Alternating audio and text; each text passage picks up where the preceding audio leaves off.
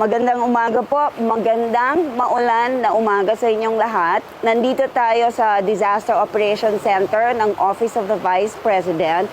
Ito pong opisina na to ay isang sangay sa buong opisina ng Office of the Vice President. Ito po ang sangay ng opisina na tumutugon sa mga pangangailangan ng ating mga kababayan sa mga panahon ng ganitong disaster, natural or man-made, at mga iba pang kahirapan na nangyayari sa atin.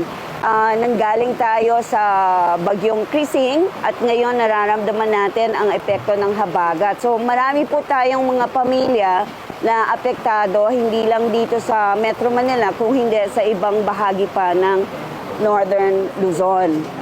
So ngayon po, makikita nyo dito sa atin yung ginagawa ng opisina. Naglo-load na po tayo ngayon ng mga relief boxes para ipamahagi natin sa mga kababayan na talagang kailangan. Ma'am, ilan po mga areas po ang siniserve natin ngayon sa Disaster Operations Centers po? Can we give an figure or isa po mga exact mga location po ang siniserve ngayon ng DOC nila bago?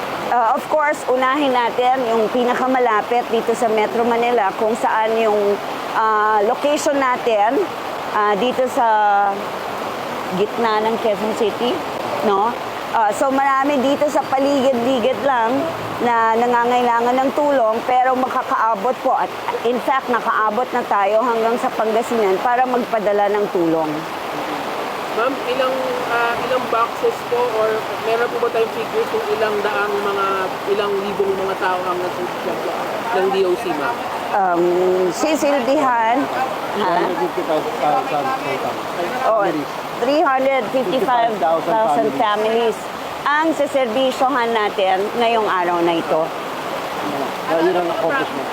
Ano na? Accomplishment. Ang mga nagawa na natin. Wait lang. So sige, bigay muna natin kung ano yung mga nagawa na natin before tayo pumunta doon sa ngayon. So for the first quarter and second quarter of 2025, nakapagsilbi na tayo ng 27,621 families. In individual count, nasa 124,296 na po tayo hanggang June 30, 2025. Ang mga missions po na napuntahan natin ay 17 at ang relief distributions natin nasa 72.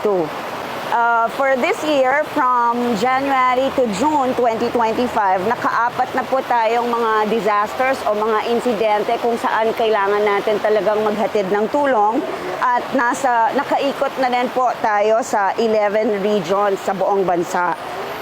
Nakaikot tayo also sa mga 23 na syudad at munisipalidad at total po ng number of barangays na natulungan natin ay nasa 72. Ma'am, ano po mga contents po ng mga disaster boxes na pinamimigay ng OBP, ma'am?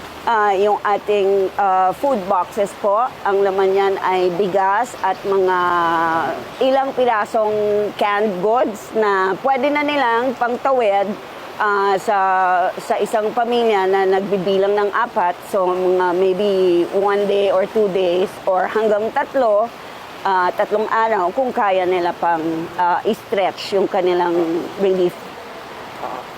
Ma'am, of course, merong ibang siguro iba mag-criticize siguro na bakit ginagawa pa ng OBP ito.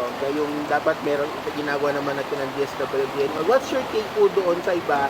Well, not all naman, pero yung iba kasi na parang sinasabi nila parang